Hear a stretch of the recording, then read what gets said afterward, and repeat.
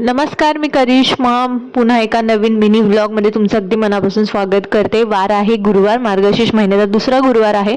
आज डब्यामध्ये देत आहे उपवासासाठी वरीचा भात, सोबतच इकडे चहा ठेवलेला आहे. जोपर्यंत चहा होईल तोपर्यंत इकडे मी बाकीची कामं करून घेते. जसं की वरीचा भात बनवायचा आहे, त्यासाठी मला बटाटा आणि हिरवी मिरची लागणार होती, ती मी पटकन कट करून घेते आणि इकडे मी हा जो भात आहे तो बनवते.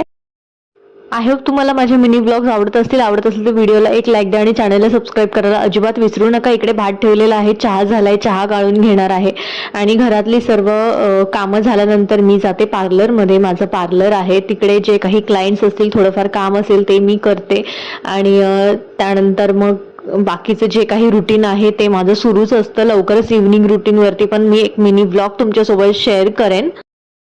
पार्लरवरती डिटेल व्हिडिओ हवा असेल तर नक्की मला कमेंट करा, मी नक्की तुमच्यासोबत एक फुल व्लॉग शेअर करेन.